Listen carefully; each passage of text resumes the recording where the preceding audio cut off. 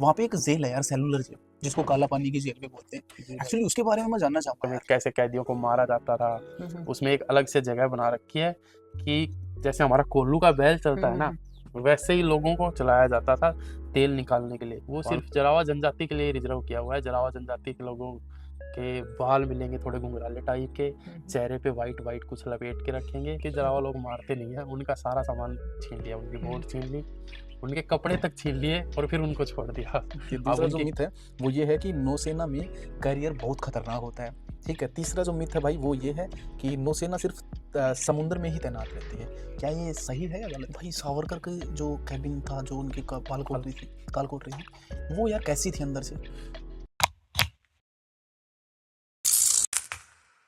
तो आपकी जर्नी कैसी क्या रही यार, उसके बारे में थोड़ा मैं जानना चाहूंगा। मेरी जर्नी के बारे में मैं बताऊं तो मैं मिडिल क्लास फैमिली से बिलोंग करता हूं। मेरा नाम नवीन कुमार, जैसा कि आपने बताया है। मेरे पापा फार्मर का काम भी किया है, मेरे पापा ने पत्थर भी फोड़े हैं, मेरे पापा ने सब काम किया है, खेती बाड़ी जो भी मजदूर आपके आज के समाज में जो हमारे कर रहे हैं वो सब कुछ किया है। मैं भी उसी से बिलोंग करता हूँ। एक समय ऐसा था कि परिवार थोड़ा बड़ा था, 9-10 मेंबर थे, कमाने वाले पापा इकलौते थे, तो उनका काम चलाना बड़ा ही मुश्किल था। मतलब ताज़ा कमाना ताज़ा खाना वो हो गया था कि आज कमाया तो आज का ही काम चलता था। तो उसको देखते हुए जब मैं 7th स्टैंडर्ड में पढ़ता था तो मैंने पंचर की दुकान स्टार्ट की थी कि कुछ पापा की भी हेल्प हो जाएगी, कुछ अपनी पॉकेट मनी भी उससे आती रहेगी। मैंने पंचर का काम स्टार्ट किया, उसके साथ मैं कंटिन्यू स्टडी को रखा। ये नहीं कि काम स्टार्ट कर दिया तो स्टडी से ड्रॉप आउट कर लिया, ये नहीं किया। मैंने कंटिन्यू स्टडी भी, एक लाइन पे स्टडी रखी, एक लाइन पे अपना काम जारी रखा, पढ़ता रहा, हमेशा क्लास में टॉपर रहा। जब तक पढ़ा, जब तक क्लास का टॉप किया, फर्स्ट से लेके, और जब तक मैं पढ़ा सरकारी स्कूल में पढ़ा। लोग बोलते हैं कि सरकारी स्कूल वाले कामयाब नहीं रहते, सरकारी स्कूल वाले को ये नहीं आता वो नहीं आता। तो ये एक मिथ पैदा हो गया है लोगों के दिमाग में। सरकारी स्कूल वाला भी वही कर सकता है जो प्राइवेट स्कूल वाला कर सकता है। बस बात नजरिए की होती है कि माँ बाप बच्चे पर कितना फोकस कर पाते हैं। क्या कि बात जितना माँ बाप बच्चे पे फोकस करेंगे, कुछ बच्चा स्कूल में पढ़ के आएगा, कुछ बच्चा घर पे आके पढ़ेगा। मेरे जो बड़े भाई बहन थे उन्होंने भी मेरे को पढ़ाया। जो मेरी दादी माँ थी वो खुद अनपढ़ थी, लेकिन उन्होंने समाज को देख देख के इतना कुछ सीख लिया था, गिनती, एबीसीडी और हिंदी वर्णमाला। जो मैं शुरू की स्टेज में था तभी उन्होंने मेरे को पढ़ाना स्टार्ट कर दिया था। तो उनकी बदौलत आज मैं इस स्टेज पे पहुंच गया हूँ, जिम्मेदारियों को उठाता उठाता, कि आज मैं जब भी छुट्टी आता हूँ तो समाज में कुछ अपना योगदान देता रहता हूँ। अभी बिफोर पॉडकास्ट में जब नवीन भाई आपसे जब डिस्कस कर रहा था तो मुझे ये पता चला कि अभी आप एक नई योजना कुछ बना रहे हैं अपनी लाइफ में कि हाँ, मेरी नौकरी के साथ साथ जो आप काम कर रहे हैं उसके साथ साथ ये भी चले। वो क्या है, थोड़ा उसके बारे में बताइए मुझे आप। तो योजना के बारे में मैं बताऊं तो मैंने एक संस्था स्टार्ट किया ब्रो। संस्था का नाम है क्लाउत बाल उत्थान संस्था। जो आज हमारे बच्चे हैं उनमें नैतिक मूल्यों का हनन होता जा रहा है। वो माँ बाप से, फोन के कारण माँ बाप से पिछड़ते जा रहे हैं, उनके पास टाइम स्पेंड नहीं कर पा रहे। तो मैंने एक ऐसी संस्था बनाई है जो बच्चों में नैतिक मूल्यों का उजागर करे, हमारे समाज के बारे में बच्चों को बताए। क्योंकि आज का बच्चा अगर इस समय में अपने माता पिता, अपने दोस्तों के साथ लगाव में नहीं रहा, तो एक समय ऐसा आएगा कि कटते चले जाएंगे हम समाज से, सब अपने में ही सीमित रह जाएंगे। तो इसलिए मैंने संस्था स्टार्ट किया, कलावत बाल उत्थान संस्था।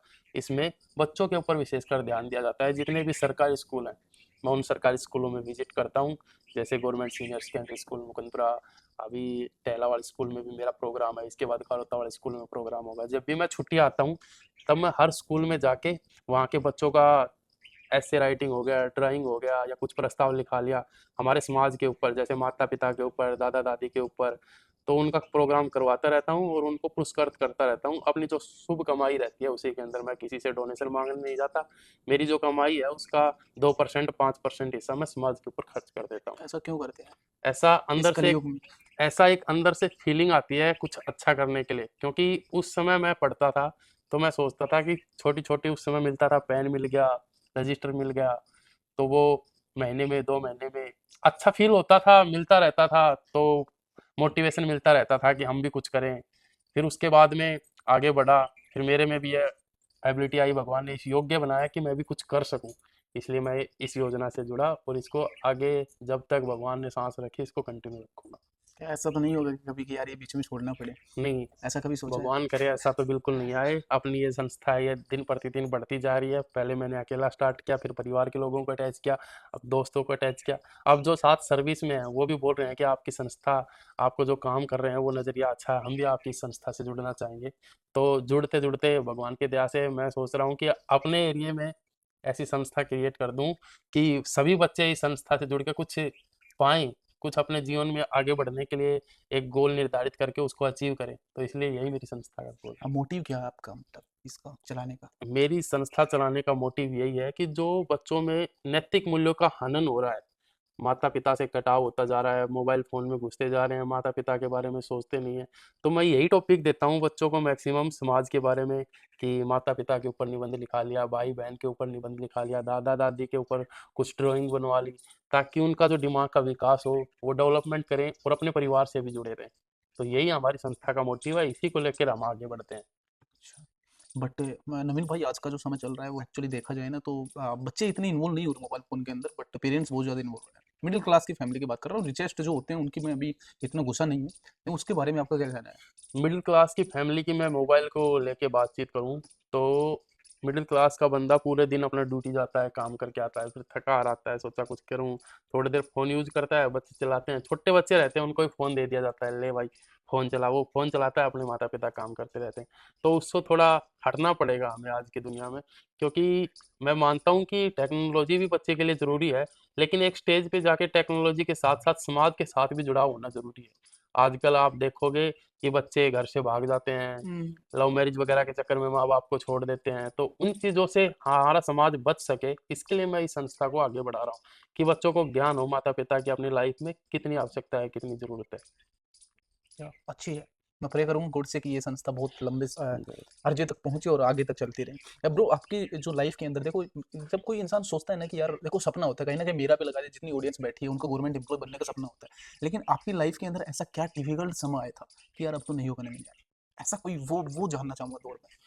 ऐसा तो दौर बहुत कम आया है, क्योंकि जो गुरुजनों ने शिक्षा दी है उसके आधार पर सोचा कि सब कुछ अच्छा हो जाएगा। मैं अपनी लाइफ का एक इंसिडेंट सुनाता हूँ। हुँ, हुँ। मैं अपने दोस्त के यहाँ जो बैठक होती है उसमें बैठा हुआ था। गाँव में बैठक बोलते हैं, शहरों में ड्राइंग रूम वगैरह बोलते हैं। तो उसमें बैठा हुआ था, तो हमारा एक ऐसे ही वार्तालाप चल रहा था, तो किसी ने मेरे नदियों के बारे में पूछा था मुझसे। उस समय मैंने +2 पास करके फर्स्ट ईयर में एडमिशन लिया था और थोड़ी कोचिंग स्टार्ट की थी। मैं फर्स्ट से लास्ट तक टॉपर ही रहा हूँ हमेशा। तो उस समय मेरे को उस नदियों के बारे में पता नहीं था। अंदर से थोड़ा गिल्टी सा फील हुआ, यार इसने पूछा और मैं बता नहीं पाया। हुँ, तब से मैंने स्टार्ट किया कि ठान लिया कि बस नौकरी तो लगना है यार, इनके जवाब नहीं दे पाया तो मैं आगे क्या जवाब दूंगा। फिर मैंने अपनी स्टडी जारी रखी, उसके साथ साथ मैंने कंपटीशन की तैयारी स्टार्ट की। फर्स्ट टाइम मैंने स्टार्ट किया हरियाणा पुलिस का। हरियाणा पुलिस की कोचिंग लेने लगा, साथ साथ जो बेसिक रहता है फिजिक्स, बेसिक में आ गया अपना हिंदी, मैथ, और बेसिक में आ गया अपना हिंदी, मैथ, रीजनिंग, इंग्लिश। तो इनकी भी धीरे धीरे स्टडी करता रहा। फिर मेरा आया नेवी का ट्रेडमैन मैट का हुँ, हुँ, फॉर्म फिल किया, एग्जाम देने गया मैं अंधेरी मुंबई। हुँ, हुँ। उस समय मेरी एज थी 18.5 साल। मैं अकेला घर से गया फर्स्ट टाइम इतनी दूर मुंबई। पापा अपना काम करते थे। गया, एग्जाम दे के आया, थोड़े दिन बाद उसका रिजल्ट आया, हो गया भाई सिलेक्शन। हुँ, हुँ। फिर मैं डॉक्यूमेंट वेरिफिकेशन के लिए गया 18 दिसंबर 2017 को, मेरे को आज भी डेट याद है। वहाँ गया, वहाँ मैं रात को कंबल लेके बाहर सोया। हुँ, हुँ। सर्दी थी थोड़ी थोड़ी, कंबल लेके बाहर सोया। उस समय मेरे पास इतने पैसे भी नहीं थे कि मैं एक होटल अफोर्ड कर सकूँ, एक कमरा अफोर्ड कर सकूँ। बाहर कुर्सियाँ डली रहती हैं, उन कुर्सियों पे सोया रात भर, फिर सुबह डॉक्यूमेंट वेरीफाई करवाए। डॉक्यूमेंट वेरिफिकेशन के बाद में मैंने देखा कि हाँ भाई अब तो ज्वाइनिंग आ जाएगी। हुँ, हुँ, लेकिन एक इंसिडेंट फिर बीच में फंस गया। हुँ, उस पर किसी ने रोक लगा दी, उस व्यक्ति के ऊपर। हुँ, हुँ, गांव में फैल गई कि भाई फला फला बंदे का बच्चा नौकरी लग गया। एक अलग सा गर्व भी फील होता है, एक डर भी हुँ, हुँ, लगता हुँ, कि अगर नहीं हुआ तो क्या होगा। इसके साथ साथ मैंने इंडियन कोस्ट गार्ड की वैकेंसी आई, हुँ, हुँ, उसके लिए भी फॉर्म अप्लाई किया। उसका एग्ज़ाम देने गया मैं नोएडा, अपना नोएडा हुँ, सेक्टर हुँ, 24 में है ये सिलेक्शन बोर्ड, वहाँ एग्ज़ाम देने गया। भगवान की दया से वो भी एग्ज़ाम क्लियर हो गया। हुँ, वो एग्ज़ाम क्लियर होने के बाद में मेरे को संतुष्टि हो गई हुँ, कि हाँ भाई अब तो जॉब अपनी लग ही जाएगी। हुँ, इस पर स्टे लग गया। ये दूसरी वाली वैकेंसी थी, ये रुक गई। फिर उसका मेडिकल भी हो गया, फिजिकल भी हो गया, एग्ज़ाम भी क्लियर हो गया, मेरिट लिस्ट आनी बाकी थी। मेरिट लिस्ट कब आई? मेरिट लिस्ट मेरा एक दोस्त है महेंद्र, हम्म, उसने बताया कि डाकिया तेरे घर पे आया, और मैं कहाँ था? मैं खेत में पानी दे रहा था। हम्म, मैं मेरे पापा के साथ खेत में पानी दे रहा था। बोले यार तेरी ज्वाइनिंग आ गई। इतनी खुशी होती है ना उस समय, बहुत ज़्यादा खुश हुआ कि यार तेरी ज्वाइनिंग आ गई, और डाकिया तेरे लिए लेटर लेके आया है। मैं देखा कि आंखों से आंसू थे कि एक वो स्टेज था कि कहाँ से कहाँ तक पहुंचा।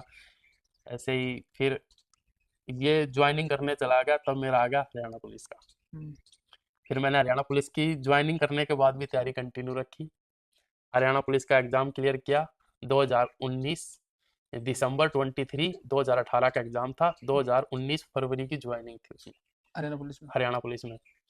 फिर पापा ने बोला कि हरियाणा पुलिस से अच्छा तो ये डिफेंस की जॉब सही है, इसलिए मैं हरियाणा पुलिस को छोड़ के इस फील्ड में घुस गया, डिफेंस वाले फील्ड में। और भगवान की दया से अच्छा चुनाव किया, तब हरियाणा पुलिस से तो मेरे को अच्छा लगता है। अच्छा अच्छा, इसमें बिकॉज इसमें एक्सप्लोर करने का भी मौका मिलता है ना हाँ। बहुत सारी चीज़ों में। तो मैं जानना चाहूँगा यार, जो देखो हर एक एस्पिरेंट्स की लाइफ में स्ट्रगल तो होता ही रहता है। नवीन भाई, आपकी जो जर्नी रही है ये नौकरी वाली, जो इंडियन नेवी की, फर्स्टली सल्यूट है आप लोगों की वजह से। जितने भी हमारे फौजी भाई हैं उनकी वजह से ही आज हम एक सुरक्षित मोड़ पे हैं। बट आपका क्या कहना है जो रिसेंट में भी चल रहा है, क्योंकि एक दो दिनों से आप देखे होंगे कि अभी भी मे बी श्रीनगर की कुछ न्यूज़ थी, मैं देख रहा था एज ए नौसेना का जवान होकर, ठीक है, तो आपका क्या सजेशन रहेगा उस बात के ऊपर? ये है कि अभी देखो दिल्ली के अंदर भी वो कांड हुआ था, अभी राइट नाउ कल रात को समथिंग 10:30-11 बजे की समथिंग की बात है, उसमें श्रीनगर में भी कुछ ऐसा ब्लास्टिंग वगैरह का हुआ है। तो उसके पीछे का राज क्या है यार, आपके पर्सनल सजेशन से? हालांकि ये थोड़ा अलग तो नहीं है, नहीं, नहीं, नहीं, मैं पूछ सकता आपको हूँ? इसके ऊपर में मैं कुछ आपको सुझाव देना चाहूँगा। इसकी शुरुआत हुई थी पुलवामा से। पुलवामा में कुछ पोस्टर लगाए गए थे। तो इसका जो एट ए टाइम जो चल रहा है कि जो डॉक्टर वगैरह इन्वॉल्व हैं, उसका पुलवामा में कुछ पोस्टर लगाए हुए थे। वहीं पुलिस वाला था, मैं उसका नाम उजागर नहीं करना चाहूँगा। उस पुलिस वाले ने देखा यार ये तो कुछ जो आजकल चल रहा है उससे कुछ डिफरेंट है। उसने वहाँ से उसको लीड किया, अपने डिपार्टमेंट जो उन्होंने टीम बनाई हुई थी उस टीम को बताया। वहाँ से लीड मिली, वहाँ से फरीदाबाद आए, फरीदाबाद से वेस्ट बंगाल गए। जितना भी इन्होंने नेटवर्क था उसको सारे को धीरे धीरे पकड़ना स्टार्ट किया। जो अभी जो लाल किले के पास में जो 11-12 डेथ हो गई है, और जो 30 से ज़्यादा घायल हो गए हैं, उनके बारे में मैं बताना चाहूँगा कि ये अभी पॉलिटिकल रीजन तो बोल रहे हैं कि जल्दी में हो गया, लेकिन हमारी जो खुफिया एजेंसी थी उन्होंने उनके ऊपर इतना दबाव बना दिया था उनको पकड़ने के लिए कि उनको जल्दबाजी में करना पड़ गया। इससे भी ज़्यादा हमला हो सकता था, पर भगवान की दया से कुछ कम पे ही सिमट गया। उनका 24 या 26 जगह उन्होंने लोकेट की हुई थी, वहाँ पर उड़ाने का विचार था उनका। लेकिन हमारी खुफिया एजेंसी एनआईए, जो हमारी एटीएस है, इतनी सक्रिय है कि उनको कम में ही पकड़ लिया। क्या बात है, ये एजेंसीज वगैरह का काम यही होता है कि जो अंदर अंदर कुछ घोटाले हो रहे हैं उनको पकड़ना? एजेंसीज का अपना अलग अलग काम होता है, जैसे एनआई है, इंटेलिजेंस काम करती है। अपना रो है, रो के बंदे वैकेंसी निकलेंगी, रो इंटेलिजेंस की वैकेंसी निकलेंगी, भर्ती भी होंगी। लेकिन आपको कभी भी लाइफ में ऐसा बंदा नहीं मिलेगा जो बोलेगा कि मैं रो में हूँ, क्योंकि उनका यही काम होता है कि खुद को खुफिया रखना। वो अच्छा। आपके साथ आपके जैसे रहेंगे, मेरे साथ मेरे जैसे रहेंगे। जिस भी फील्ड में उनको डाल दिया जाएगा, जैसे कि उनको जैसे पुलवामा जे.एंड.के में डाल दिया जाएगा, तो वो वहीं के लोगों के हाव भाव में डल जाएंगे, उन्हीं के बीच रहेंगे, उन्हीं के थ्रू इंटेलिजेंस जो खुफिया रिपोर्ट रहेंगी वो निकालेंगे, और उसके बाद में उसके ऊपर काम करेंगे और उनको दबोचने का काम करेंगे, पकड़ने का काम करेंगे। अच्छा, ये प्रोसेस रहता है उनका हम्म, पूरा का पूरा। अच्छा, जैसे जैसे कि मैं, क्योंकि देखो यार पॉडकास्ट से पहले मैं बहुत सारी डिस्कशन कर रहा था नवीन भाई, तो इंडियन नेवी का सफर कैसा चल रहा है आपका? मेरा तो भगवान की दया से बढ़िया चल रहा है। मेरे को पूरे वर्ल्ड में घूमने का मौका मिल रहा है। इंडिया में तो लगभग लगभग हर जगह घूम ही चुका हूँ। जो हमारा समुद्री तटीय इलाका है, 7,000 से 7,514 किलोमीटर का जो एरिया है, वहाँ पर तो लगभग सब जगह जा चुका हूँ। उसके अलावा भी जो अंडमान निकोबार का एरिया है उसमें जो मैं अभी कार्यरत हूँ, उसका भी 15,000 किलोमीटर का कुछ तटीय सीमा है, वर्ग किलोमीटर का।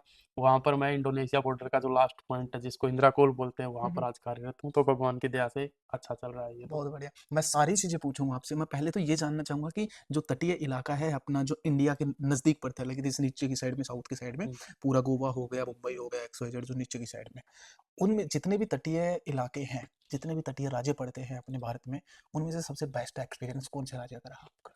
बेस्ट एक्सपीरियंस सबसे तो मैं बताना चाहूँ तो मैं अभी तक सभी राज्यों में जा चुका हूँ। मैं गुजरात में भी रहा हूँ। गुजरात के नीचे आपका मुंबई आ गया, मुंबई में भी सर्विस किया है। मुंबई के नीचे गोवा आ गया तो मैं गोवा में भी रहा हूँ। उसके नीचे आंध्रा आ गया तो मैं आंध्रा में भी बेंगलोर वगैरह में घूमा हूँ। तमिलनाडु आ गया, तमिलनाडु के चेन्नई में रहा हूँ। अगर इधर जाओगे तो बेंगलोर, न्यू बेंगलोर, इसके बाद में कलकत्ता का जो आ गया, मैं किदरीपुर वगैरह में भी रहा हूँ। इनके अलावा जो एक केंद्र शासित प्रदेश है अंडमान निकोबार, मेरे को सबसे बढ़िया वो एरिया लगा। वहाँ के लोगों का रहन-सहन, वहाँ के लोगों का बातचीत करने का व्यवहार और वहाँ के लोग कैसे सर्वाइव करते हैं। एक छोटा-सा आइलैंड है, वहाँ पर जो फैसिलिटीज़ हैं वो भी कम हैं। मेडिकल फैसिलिटीज़ तो अब तो सरकार देने लग गई है, लेकिन जिस एरिया में मेरी ड्यूटी है वहाँ पर मेडिकल फैसिलिटीज़ भी कम है। कैसे लोग खुद का इलाज खुद ही कर लेते हैं जड़ी-बूटियों से, कैसे लोग वहाँ रहते हैं।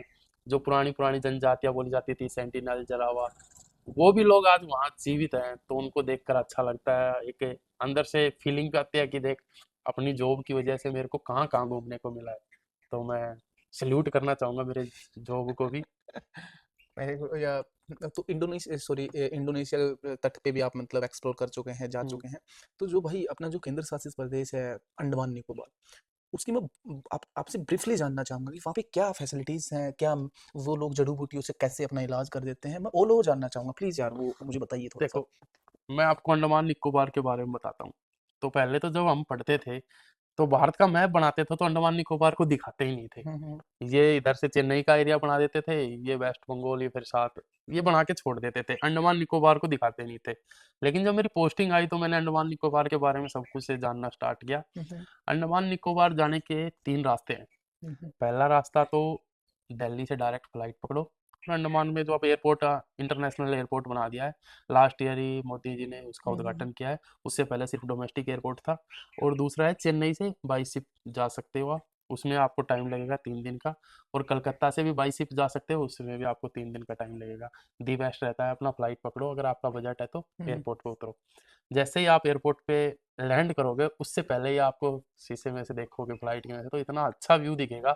चारों तरफ पानी, बीच में हरे भरे पेड़ हुँ, और हुँ। छोटा सा द्वीप पानी के बीच में, जैसा कि फिल्मों में दिखाते हैं हुँ, सेम हुँ। वैसा ही फीलिंग आएगा। जब एयरपोर्ट पे आप उतरोगे तो वहाँ के लोगों से कांटेक्ट करोगे, देखोगे, बातचीत करोगे तो आपको बहुत अच्छा फील होगा, क्योंकि वहाँ के जो लोग हैं उनके अंदर 1% भी जो कालेपन की भावना होती है ना, जैसे कि कुछ बंदे दिल के काले होते हैं, 1% भी नहीं मिलेगा। इतने अच्छे लोग हैं, अगर आपने यहाँ पर फ़ोन रख दिया तो दूसरे दिन जाओगे तो आपका फ़ोन मिल जाएगा। अगर वहाँ नहीं तो वहाँ पूछोगे, भाई मैं कल फ़ोन छोड़ के गया था ले वाले में। इतने अच्छे हैं। अगर आपने वहाँ कुछ सामान खरीदा, जिस एरिया में मैं हूँ फिलहाल डिगलीपुर है, कुछ सामान खरीदा, आपके पास पैसे नहीं है, आपने पेमेंट करने की कोशिश करी फ़ोन से, फ़ोन पे गूगल पे सर्वर डाउन हो गया, नहीं हुई पेमेंट, तो वो आदमी ये नहीं बोलेंगे कि सामान रख जाओ बाद में लेके जाना, वो बोलेंगे आप ले जाओ, पेमेंट बाद में कर देना। निकलते बढ़ते आप जब भी आओ, जब भी पेमेंट कर देना। आपको जाने नहीं जाने, इतने अच्छे लोग रहते हैं वहाँ क्या पर। बात है! ये पूरा तो उसमें उसमें यार जनजाति भी रहती है ना, वो कौन-कौन सी जनजाति थी? वहाँ पर एक सेंटिनल है और एक जरावा जनजाति है। सेंटिनल जनजाति से तो लोग, एक सेंटिनल द्वीप है, एरिया बोला जाता है। वहाँ पर तो लोगों का आवागमन बंद है पूरा, क्योंकि वो लोग अपने एरिया में किसी भी दूसरे जीव के इंटरफेयर नहीं अच्छा नहीं करना। लगता उनको। कोई भी जाएगा उसको तीर मारकर वहीं पे वही पत्ते लपेटने वाला काम वही रहता है। लेकिन एक दूसरी जनजाति है जरावा। हुँ, हुँ। उस जरावा जनजाति के लोगों को मैं देखा भी हूँ, लेकिन मिला नहीं हूँ, दूर से देखे हैं। जब एक जगह है 12 टांग से लेकर और जिरका टांग के बीच का एरिया, वो 26-27 किलोमीटर का एरिया है लगभग। उस एरिया को रिजर्व किया हुआ है जरावा जनजाति के लिए। उस एरिया में कोई और नहीं रह सकता, कोई और प्लाट लेके भी नहीं रह सकता। वो सिर्फ जरावा जनजाति के लिए रिजर्व किया हुआ है। जरावा जनजाति के लोगों के बाल मिलेंगे थोड़े घुंघराले टाइप के, हुँ, हुँ। चेहरे पे वाइट वाइट कुछ लपेट के रखेंगे। हुँ, हुँ। और जो पहले ओलंपिक होते थे तो उसमें जो सर पर एक पगड़ी टाइप में हुँ, हुँ, हुँ। पत्तियों का और झाड़ का एक हुँ, हुँ। वो ताज सा बना के पहनाते थे, तो वो लोग आज भी पहनते हैं। यही उन लोगों की पहचान है। अब धीरे धीरे कनेक्शन होने लगे हैं तो वो थोड़े कपड़े पहनने लगे हैं, पहले तो वो पत्ते ही पहना करते थे।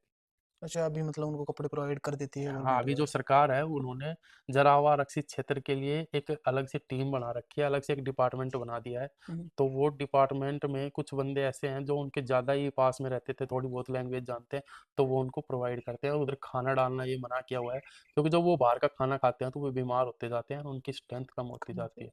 तो इसलिए बाहर का खाना डालने के लिए सरकार ने उधर मना किया हुआ है।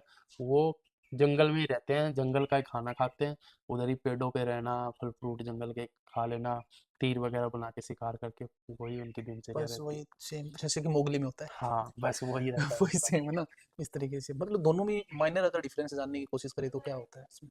माइनर डिफरेंस तो ये है कि जरावा जनजाति के लोग कुछ हद तक अपना जो नॉर्मल लोग हैं उनका इंटरफेयर सही लगता है उनको थोड़ा बहुत, लेकिन जो सेंटिनल पे रहते हैं उनको तो बिल्कुल ही नहीं लगता। क्यों मैं एक किस्सा मतलब? सुनाता हूँ तेरे को। एक बंदा है, हम्म, मेरे साथ ही है, तो उनके परिवार का कोई मछली पकड़ने का काम करता है। हम्म, वो मछली पकड़ने के लिए गए, जाके तो एक वो जरावा एरिया है वहाँ, जो सी तट लगता है समुद्र का, हम्म, वहाँ पर पहुँच गए मछली पकड़ते पकड़ते। तो जरावा लोगों ने उनके ऊपर अटैक कर दिया। हम्म, वो 2-3 लोग थे, जरावा ज़्यादा थे, उन्होंने अटैक कर दिया। हालाँकि जरावा लोग मारते नहीं हैं, उनका सारा सामान छीन लिया, उनकी हम्म, बोट छीन ली, उनके कपड़े तक छीन लिए और फिर उनको छोड़ दिया। अब उनकी क्या हालत रही होगी सोचो घर जाने की। तो ये है, वो जरावा के लोग अटैक नहीं करते, अगर सेंटिनल वाले होते तो उन पर अटैक कर सकते थे। कर सकते थे। अच्छा यार, जब मैं सोचता हूँ ना कि बहुत सारे इंडियन नेवी के मिथ भी हैं बहुत सारे लोगों के, कि मिथ मैं आपको बताना चाहूँगा यार कुछ, जैसे कि भाई भारतीय नौसेना में सिर्फ युद्ध के समय ही काम आती है, जो इंडियन नेवी है वो सिर्फ युद्ध के समय ही काम आती है। दूसरा जो मिथ है वो ये है कि नौसेना में करियर बहुत खतरनाक होता है। ठीक है, तीसरा जो मिथ है भाई वो ये है कि नौसेना सिर्फ समुद्र में ही तैनात रहती है। क्या ये सही है या गलत है? देखो, मैं आपको तीनों मिथ के ऊपर बताता हूँ। फर्स्ट, आपने बोला है कि नौसेना सिर्फ युद्ध के समय ही काम होती है। ऐसा कुछ नहीं है, नौसेना 24/7 अपना काम करती रहती है। हम्म, अगर एक जो वेस्टर्न ईस्टर्न कहीं पे भी अगर 10 हैं सिप, या 10 कुछ भी मान लो, काम करने वाले सिप ही मान लो, सिप हैं, तो उसमें कंटिन्यू उनका टाइमिंग रहता है। 10 है तो अलग अलग एरिया डिस्ट्रीब्यूट कर दिया जाता है कि आप इस एरिया में जाके और पेट्रोलिंग करोगे।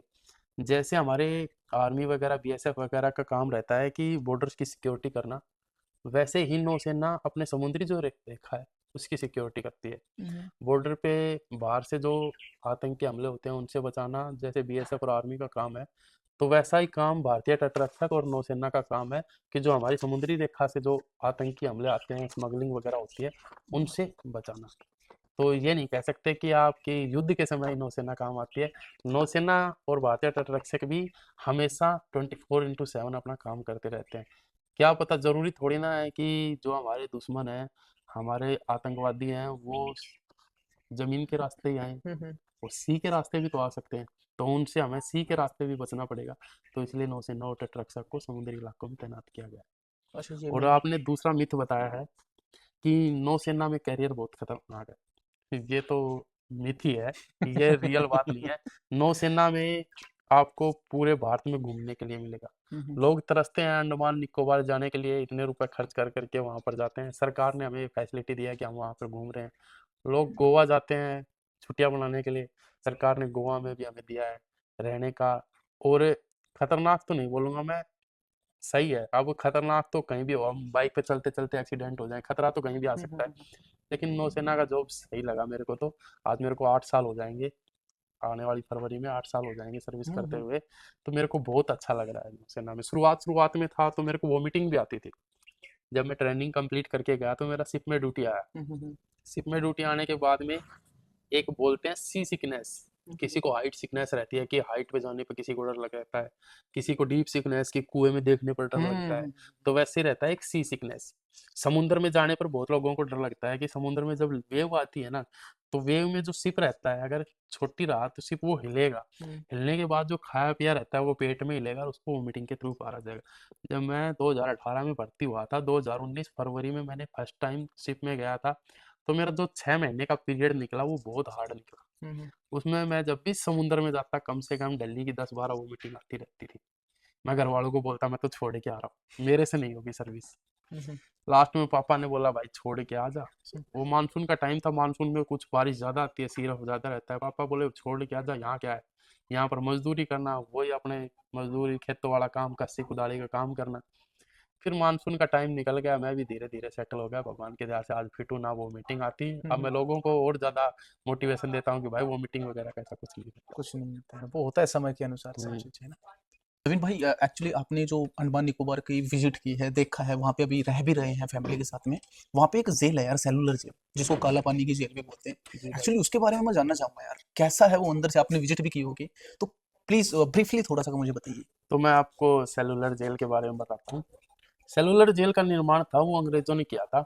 1898 में उसकी नींव रखी गई थी और 1906 तक वो बनकर रेडी हो गया था। उसमें 696 या 700 के लगभग उसमें कमरे बनाए गए हैं, जो काल कोठरी बोलते हैं, जिसमें कैदी रखे जाते हैं, वो बनाए गए हैं। और उसकी 6 विंग हैं।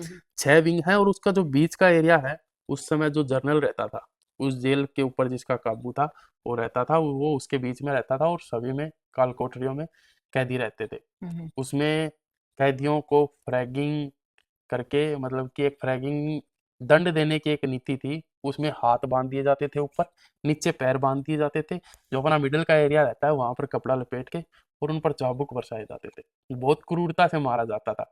जो हमारे राजनयिक रहते थे उस समय, और जो बड़े बड़े, जो कि लोगों को इंस्पायर करे आज़ादी के लिए, जो हमारे वो रहते थे फ्रीडम फाइटर्स, उनको उस जेल में लेके जाया जाता था। और सेलुलर जेल उसका नाम था, लेकिन उसको काला पानी की जेल के नाम से भी जाना जाता था। काला पानी उसको इसलिए बोलते थे, काल मतलब काल से जुड़ा हुआ है। उस जेल में जाना मतलब किसी के ऊपर काल टूट पड़ना। तो उसके लिए उसको काला पानी की जेल भी कहा जाता है और उस एरिया को सारा काला पानी बोला जाता है। उसमें जो अपना वीर सावरकर है, वीर सावरकर को रखा गया था 1911 से 1921 के बीच में। वीर सावरकर की जो काल कोठरी थी, वो मैं वहां विजिट करके आया हूँ, तो मैंने देखा है जो जो थर्ड विंग है उसका लास्ट वाला कमरा है, उसमें वीर सावरकर जी को रखा गया था। और उस कोने के जस्ट नीचे, वो सेकंड बिल्डिंग पे है, तो जस्ट नीचे ऐसे करो बनाओगे तो जस्ट नीचे फांसी घर था। उसमें फांसी दी जाती थी। फांसी किनको दी जाती थी? जो भागने का प्रयत्न करते थे, या जो लोगों को ज्यादा इंस्पायर करते थे, या उधर उनके जो काम करने वाले अफसर रह गए थे, उनके साथ तू मैं जिद बहस हो गई थी, तो उनको फांसी पर लटका दिया गया था। फांसी उधर बहुत क्रूरता से दिया जाता था। गले में रस्सी बांध के, नीचे एक रहता था फट्टा, जो लकड़ी का फट्टे रहते थे, तीन एक साथ 3 बंदों को फांसी दी जाती थी। तीनों फट्टों पे खड़ा करके गले में रस्सा बांध के, एक हैंडल टाइप में रहता था, जैसे बड़ी गाड़ियों में गियर रहता है वैसे रहता था, उसको खींचा जाता था और उसकी गर्दन और वो फांसी दी जाती थी। तो ये सब वीर सावरकर को अंदर से और मानसिक रूप से कमजोर बनाने के लिए उनको वो काल कोठरी दी थी और वहां पर फांसी दी जाती थी। आज सरकार ने इस सेलुलर जेल को एक टूरिस्ट प्लेस के रूप में बना दिया है। आज उधर जाओ, देख के आओ, आपको पता लगेगा कि हमारे फ्रीडम फाइटर्स कैसे कैसे रहे हैं। और वहाँ पर एक अलग से कमरा बनाया गया है, जिसमें वहाँ पर जितने भी कैदी रहे थे उनके बारे में उनका नाम लिखा हुआ है, उनका बाकायदा स्टेट लिखा हुआ है, डिस्ट्रिक्ट लिखा हुआ है अलग से। और उनकी छोटी छोटी तस्वीरें भी लगाई गई हैं। किन की तस्वीरें नहीं है वहाँ पर क्वेश्चन मार्क बनाया गया है और नाम लिखे। बहुत अच्छा फील होता है, गर्व की अनुभूति होती है कि हमारे कैसे कैसे फ्रीडम फाइटर्स थे जिन्होंने लड़के हमें आज़ादी दिलाई। बहुत, और अंदर से फीलिंग भी आएगी कि यार कैसे कैसे रहे वो। भाई सावरकर का जो कैबिन था, जो उनकी काल काल कोठरी थी, काल कोठरी थी, वो यार कैसी थी अंदर से? अब मैं सावरकर की काल कोठरी में जैसे ही आप एंटर करोगे, वीर सावरकर उसमें सेलुलर जेल में एंटर करोगे, एंटर करने के बाद में जो वीर सावरकर की काल कोठरी है वो राइट साइड में पड़ेगी। एंटर करके सीधे चलोगे, फिर एक सर्कल आता है, उस सर्कल से ही सभी जो 6 विंग थी, 2004 की सुनामी में जो 2 विंग है वो टूट गई, उनकी जगह मेडिकल कॉलेज बना दिया है। मेडिकल फैसिलिटी भी जरूरी है वहाँ के लोगों के लिए। तो बाकी के 4 हैं, तो उनमें जो तीसरे नंबर की है उसमें घूम कर जाओगे तो लास्ट लास्ट कोने में है। जैसे ही एंटर करोगे तो एक तो इतना मोटा बड़ा सारा ताला है, जो अलीगढ़ में बन के उधर ताले आते थे, वो आज भी वहीं पे रखा हुआ है, दिखाने के लिए कि कौन सा ताला लगाया जाता था। जो अपन दरवाजे बंद करते हैं उनमें जो सांकल आती है, वो इतनी मोटी सांकल कि दोनों हाथों से पकड़ के उसको बंद करना पड़ता था। और उसका हाथ ना पहुंचे कि वो खोल लें, इसलिए वो थोड़ा अलग से बनाया गया था, डिफरेंट तरीके से, जो पुराने जमाने की हवेलियां वगैरह होती समझ थी गया। उस तरीके से बनाया हुआ था। जैसे ही एंट्री करोगे तो उनको रहने के लिए कुछ नहीं, एक लकड़ी का फट्टा रहता है, एक चद्दर दी जाती थी और एक लोहे का लोटा दिया जाता था, उसी में उनको खाना पकड़ाया जाता था। उस वो चद्दर दी जाती थी, नीचे जमीन पर लेट के सो, और अगर सर्दी लग रही है तो उसको ही ओढ़ो, उसको ही बिछाओ। इतना क्रूरता के साथ उनके बर्ताव किया जाता था कि आप सोच नहीं सकते इस समय।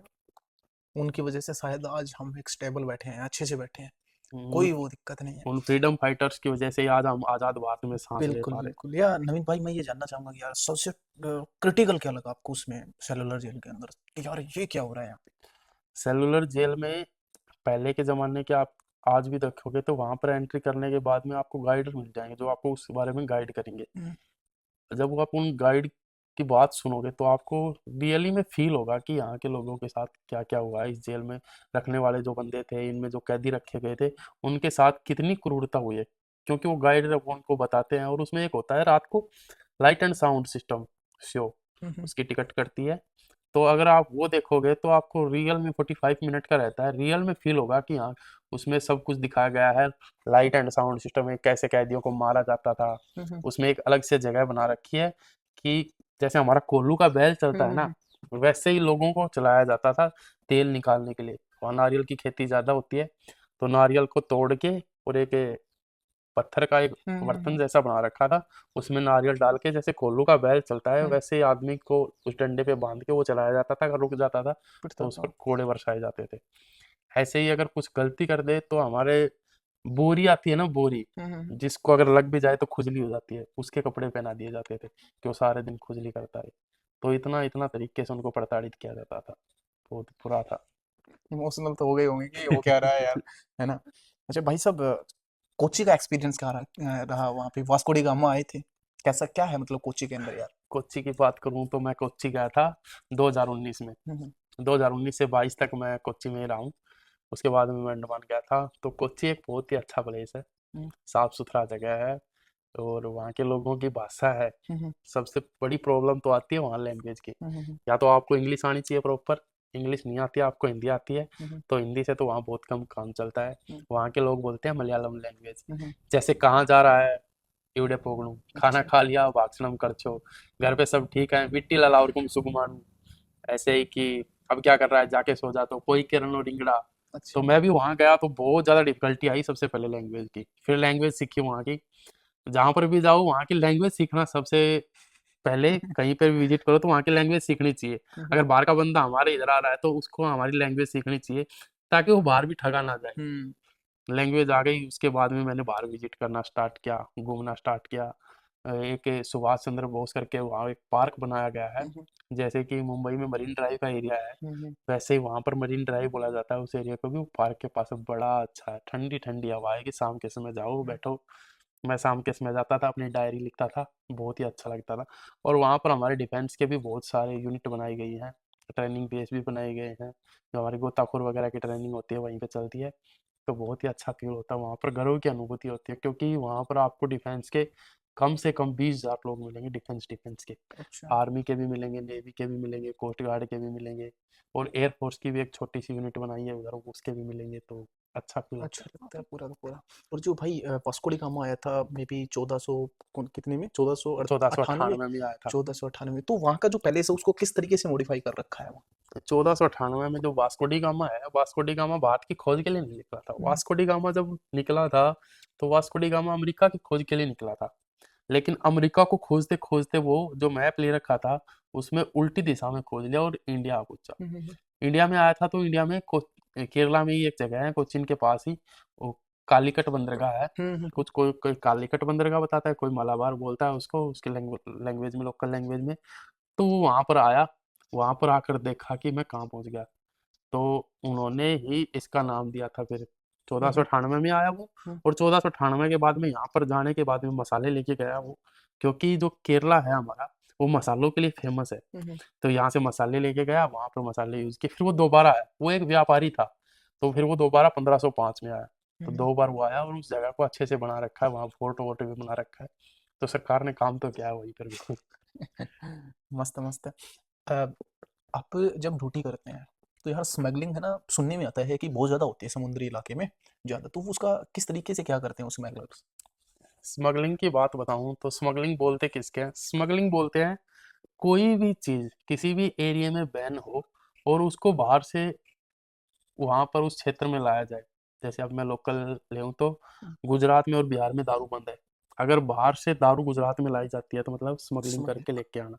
ऐसे ही जैसे कुछ चीजें रहे हैं वो इंडिया में बैन है, अगर बाहर अदर कंट्रीज से वो इंडिया में आएगी तो इसी को स्मगलिंग बोलते हैं। समुद्री रास्ते से जैसे कि अपना ऊपर वाला तो आतंकवाद का एरिया, जो हम्म, आतंकवादी गतिविधियां हैं जैसे कि वेपन वगैरह, तो वो हम्म, जैसे बॉर्डर क्रॉस करके या किसी सी चीज से भेज देते हैं तो वो होता है। लेकिन समुद्री एरिया में रहता है एक तो सी कुकुम्बर, हम्म, उसको सरकार ने इंडिया में बैन कर रखा है, लेकिन कोई उसकी तस्करी करे ये अपना ड्रग्स वगैरह आता है अदर कंट्री से भारत में लेके आए तो उसकी खेप पकड़नी। एक रहता है कि अरब कंट्रीज में हमारा सोना सस्ता है, हम्म, लेकिन इंडिया में कुछ टैक्सीज हैं, अपनी कुछ पॉलिसीज हैं, उसकी वजह से थोड़ा महंगा है। तो सोने वगैरह की तस्करी करना, तो इन सभी को रोकने के लिए हमारी इंडियन नेवी और हमारा इंडियन कोस्ट गार्ड दोनों एक साथ काम करते हैं, तो फिर इनको पकड़ते हैं। हम्म।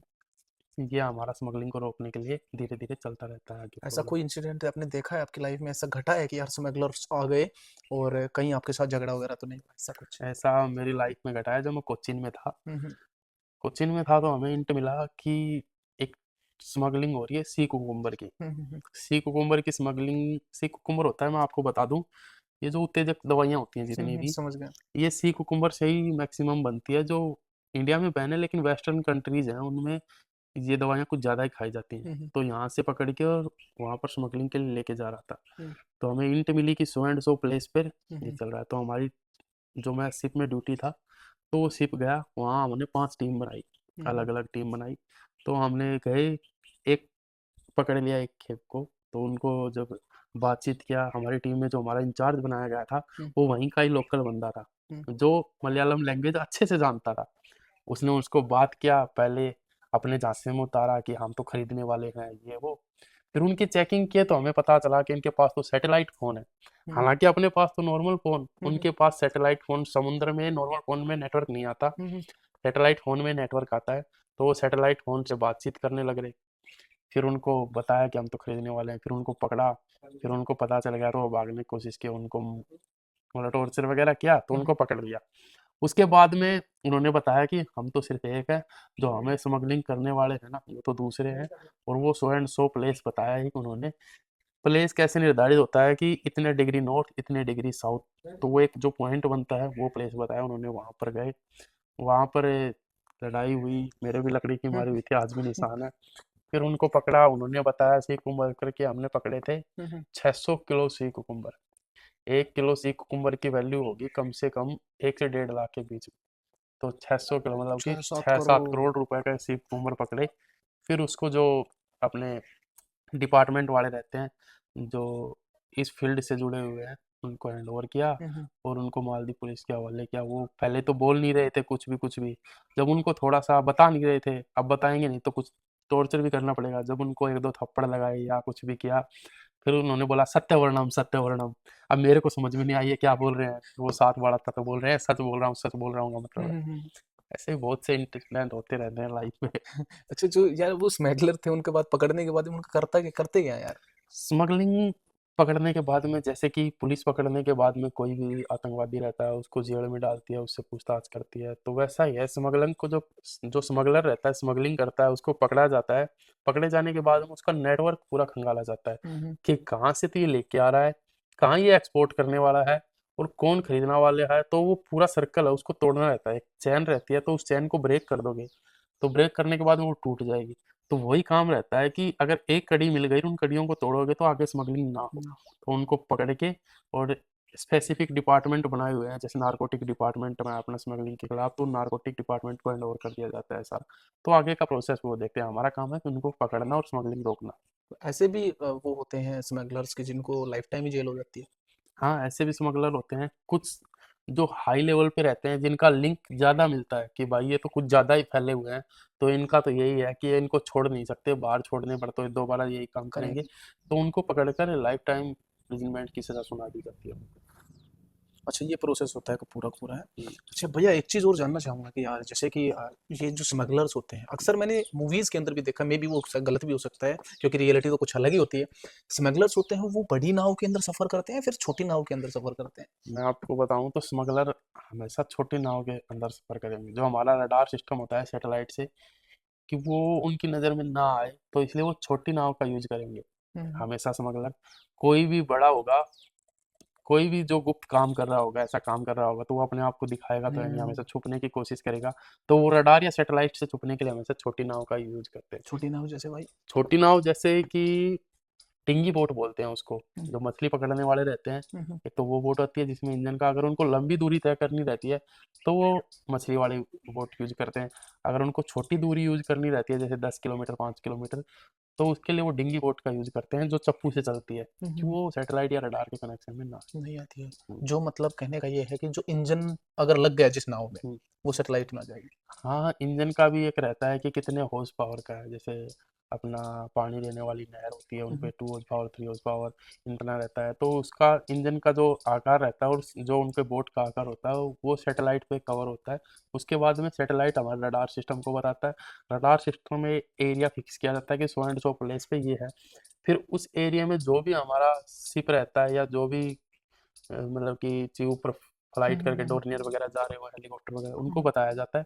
फिर उनसे उनकी चेकिंग की जाती है। अगर वो फेयर पाए जाते हैं तो हम उनको छोड़ दें। हम्म, अगर वो कहीं उल्टी सीधी गतिविधियों में फंसे हुए हैं तो उनको पकड़ के और फिर नारकोटिक डिपार्टमेंट को हैंड ओवर कर दिया जाता ये प्रोसेस रहता है। है। ये ये प्रोसेस जो रहता ऐसा भी हो सकता है ना इन भाई कि जैसे कि जो मछुआरे होते हैं यार, वो भी क्या पता उनसे रिलेशन रख रख के स्मगलर से, ऐसा भी कुछ होता है क्या? है। मछुआरे, देखो, अगर पैसा किसी को ज़्यादा मिलेगा, आज की दुनिया में सब पैसा कमाना चाहता है। हम्म, अगर मछुआरों को भी अगर पैसा दिया जाता है, कुछ मछुआरे रहते हैं जो अपनी नीति पे रहते हैं कि भाई मेरे को तो नहीं करना, लेकिन कुछ हैं 100 में से 2-4 तो ऐसे मिलेंगे जो इन गतिविधियों में मिलते भी हैं, पाए भी जाते हैं, फिर उनके डॉक्यूमेंट्स चेक किए जाते हैं, उनको इम्प्रिजमेंट की सज़ा सुनाई जाती है। अच्छा, ये पूरा प्रोसेस होता फिर है ये इन पूरा चीज़ों का। प्रोसेस होता है स्मगलर्स को पकड़ने का। अच्छा, जैसे कि भाई साहब, नवीन भाई, एक तो अभी राइट नाउ आपका आपने बोला था मुझे कि एक तो होता है कि यार नेवी और एक होता है कोस्ट गार्ड। इनमें अंतर क्या होता है? बहुत सारे लोगों को मे बी एक्सपीरियंस है, उनको पता है, लेकिन वो गहराई तक नहीं पता है एक्चुअल में क्या है। देखो, इंडियन नेवी और इंडियन कोस्ट गार्ड, हम्म, सबसे पहले तो मैं बता दूं ये दोनों अलग अलग हैं। हम्म, जब मैं भर्ती हुआ था तो मेरे को भी नहीं पता था कि इंडियन नेवी क्या है, इंडियन कोस्ट गार्ड क्या है। आजकल हमारे गाँव में भी बहुत से बंदों को नहीं पता कि इंडियन नेवी और कोस्ट गार्ड क्या है। इंडियन नेवी कोस्ट गार्ड बोला जाता है। तो मैं सबसे पहले ये क्लियर कर देता हूँ कि इंडियन नेवी अलग चीज़ है, इंडियन कोस्ट गार्ड अलग चीज़ है। हम्म, कोस्ट गार्ड का काम रहता है कोस्टल एरिया की सिक्योरिटी, जो हमारा जो इंडियन वाटर रहता है उसकी सिक्योरिटी करना। और इंडियन नेवी का काम रहता है या तो युद्ध के समय या फिर जो इंटरनेशनल वाटर है उसमें रोमिंग करना, पेट्रोलिंग करना। और जब भर्ती होती है तो फॉर्म अलग अलग निकलते हैं, इंडियन नेवी के अलग से निकलते हैं, इंडियन कोस्ट गार्ड के अलग से निकलते हैं। अभी तो इंडियन नेवी में जो अपना अग्निवीर है ये आ गए, लेकिन इंडियन कोस्ट गार्ड में अग्निवीर नहीं है। इंडियन कोस्ट गार्ड में अभी भी परमानेंट जॉब ही चल रहा है। फिर इंडियन कोस्ट गार्ड और नेवी में मर्ज इसलिए हो जाता है, बंदों में कंफ्यूजन इसलिए पैदा होती है क्योंकि इनकी साथ ट्रेनिंग चलती है। हम्म, इंडियन नेवी की भी इंडियन कोस्ट गार्ड की भी सेम ट्रेनिंग है। यहाँ से जब फर्स्ट टाइम ज्वाइनिंग होके जाती है उड़ीसा, हम्म, उड़ीसा में सेम ट्रेनिंग चलती है। उसके बाद में प्रोफेशनल ट्रेनिंग होती है उड़ीसा में। जब 5 या 6 महीने की ट्रेनिंग करोगे तो अलग अलग डिपार्टमेंट दे दिया जाता है, किसी को गलरी डिपार्टमेंट, किसी को रडार प्लॉटर, किसी को रेडियो ऑपरेटर, किसी को कुछ, किसी को स्टोर, किसी को टेक्निकल, सबको अलग अलग डिपार्टमेंट दे दिए जाते हैं। नेवी को भी कोस्ट गार्ड को भी एक साथ डिस्ट्रीब्यूट करते हैं।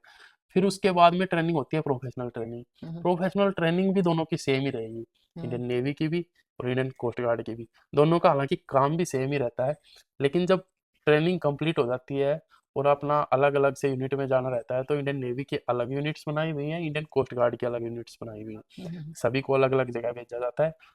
काम करने का तरीका सेम ही है, लेकिन ये है ना कि एक बीएसएफ और एक आर्मी, दोनों में जो डिफरेंस है वही है। बीएसएफ का काम समुद्री रेखा, बीएसएफ का काम है अपना जो बाउंड्री है अपनी ऊपर के थलीय सीमा उसकी रक्षा करना, तो ऐसे ही इंडियन कोस्ट गार्ड का काम है अपनी तटीय सुरक्षा करना।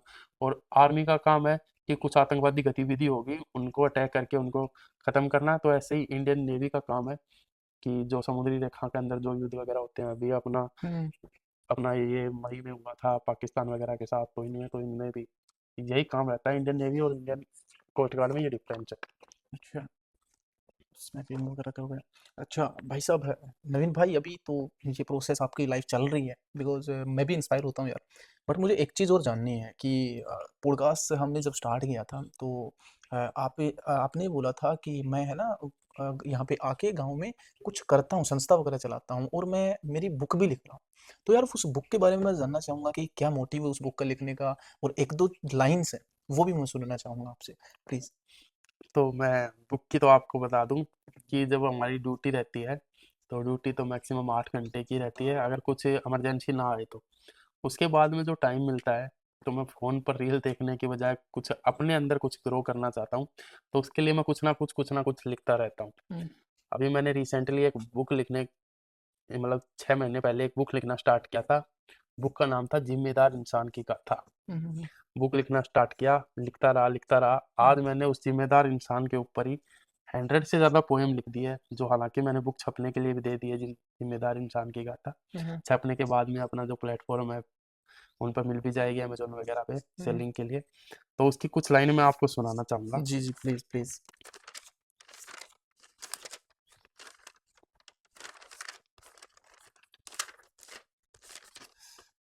मैं आपको कविता सुनाना चाहूँगा, फौजी बनने का सपना, जो आजकल कई लोगों के साथ हुआ है कि बंदे तैयारी करते हैं लेकिन वो फौजी बन नहीं पाते, उनका एक सपना रहता है। तो उनके ऊपर लिखी है मैंने कि करी +2 पास मने जब, करी +2 पास मने जब फौजी बनने का सोचा करता, करी +2 पास मने जब फौजी बनने का सोचा करता, सुबह शाम 1600 के चक्कर में सबसे पहले ग्राउंड में पहुंचा करता। क्या बात है। जब सब चद्द रोड का सोए थे, जब सब चद्द रोड का सोए थे, मैं मेहनत लेता अपनी मार, आंधी बारिश में भी यारो कदे न मानी दिल त्योहार, आंधी बारिश में भी यारो कदे न मानी दिल त्योहार। मैदान में दौड़ता देख बेटे को बापू भी सपने से जोड़ने लग गया, भर्ती होएगा बेटा मेरा इन ख्वाबा में फिर खोने लग गया, भर्ती होएगा बेटा मेरा इन ख्वाबा में फिर खोने लग गया।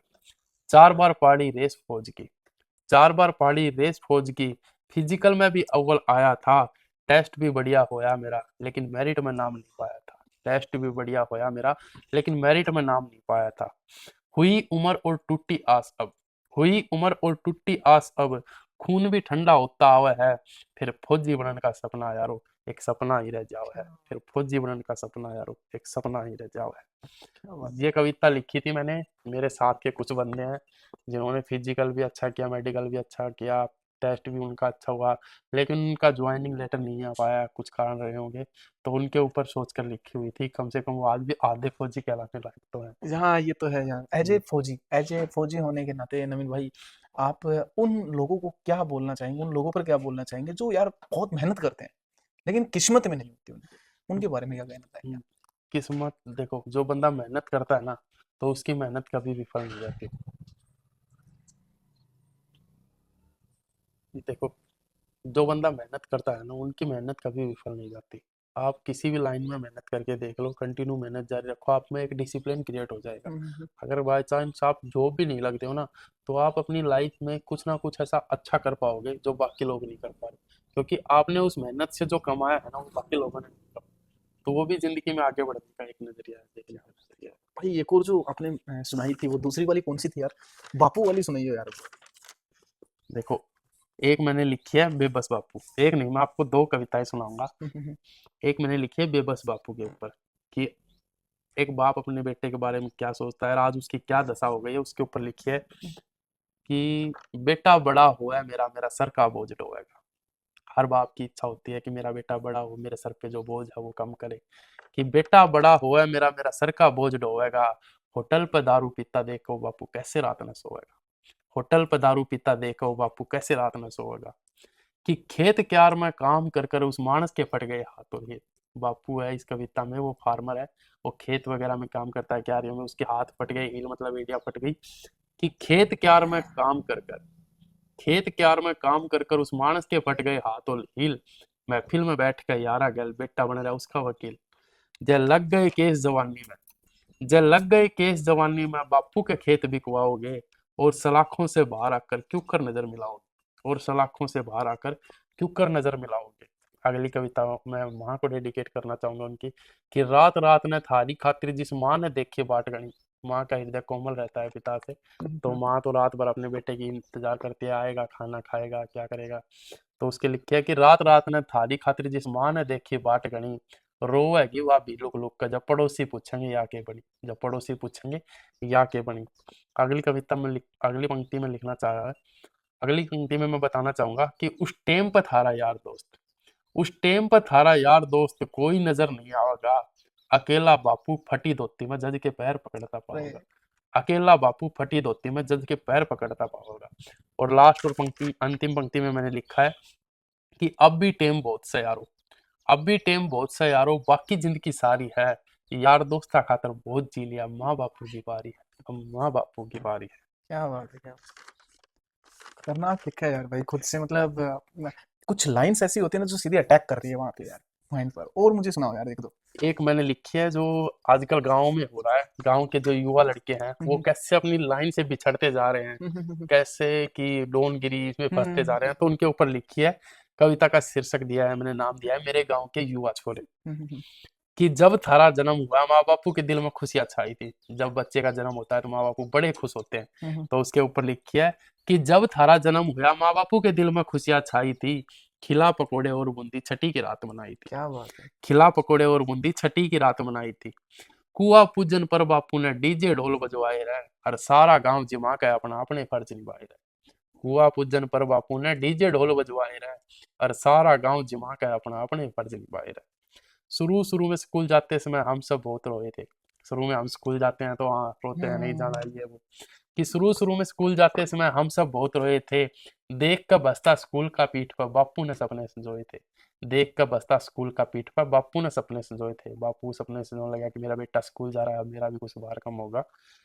अगली पंक्ति में मैंने लिखा है कि कोई ड्यूटी करे पुलिस फौज में। कोई ड्यूटी करे पुलिस फौज में, कोई सिविल में काम करे। कोई इज्जत की दो रोटी कमा के माँ बापू का रोशन नाम करे। कोई इज्जत की दो रोटी कमा के माँ बापू का रोशन नाम करे। ये बात सुनो हम युवाओं की, जो आजकल युवा हो रहे हैं उनकी बात आगे लिखी है। कि बात सुनो हम युवाओं की। सगे भाई तब बात करे जिनने बीत गए साल कई। अपने सगे भाई से तो बात भी नहीं की, सालों बीत गए हैं। कि सगे भाई तब बात करे जिनने बीत गए साल कई। और वो भी भाईचारे की बात करें जिस भाईचारे में खपरे लाल कई। वो भी भाईचारे की बात करें जिस भाईचारे में खपरे लाल कई। कि सोशल मीडिया के ऊपर, कि सोशल मीडिया के ऊपर वो अपनी दोस्त दिखा रहे हैं, फेसबुक हम्म, इंस्टाग्राम की सो एंड सो फलाना शूटर ये वो। कि सोशल मीडिया के ऊपर वो अपनी दोस्त दिखा रहे हैं जिनके बापू सारी जिंदगी मजदूरी में गवा रहे हैं। जिनके बापू सारी जिंदगी मजदूरी में गवा रहे हैं। अगली पंक्ति लिखता हूँ कि क्यों तोड़ो हो उस शख्स ने। क्यों तोड़ो हो उस शख्स ने जो पहले भीतर तक टूटा है। कदे गले लगा कर बापू ने उसका हालचाल पूछा है। कदे गले लगा कर बापू ने उसका हालचाल पूछा है। और अंतिम पंक्ति में मैंने लिखा है कि आज बैठ अकेले मैं थम। आज बैठ अकेले मैं थम अपने दिल तक पूछ लियो। और कुछ तो तुम कर नहीं सकते, घर जाकर माँ बापू का हालचाल ही पूछ लियो। घर जाकर माँ बापू का हालचाल ही पूछ लियो। क्या बात है यार। बहुत अच्छे, बहुत हार्ट टचिंग यार, बहुत हार्ट टचिंग। एक माँ के ऊपर कोई शायरी लिखी। हाँ, माँ के एक माँ के ऊपर शायरी सुनाओ यार।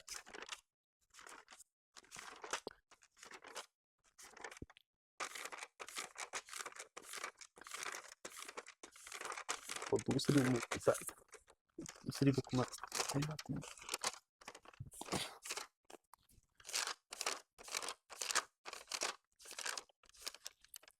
उधार मांगनिया चाहिए और प्यार तुम क्यों हारी हो, शायद अच्छे दिन होने वाले आस्तीन का साम बचपन बहुत प्यारा था, गाँव वाली भाई शहीद का दर्जा गर्मियों की रात यार ये गद्दारी यार पुरानी बात। यार प्लीज यारी में भाई एक शायरी सुनाओ यारी में गद्दारी वाली। यारी में गद्दारी की सुनाता हूँ मैं।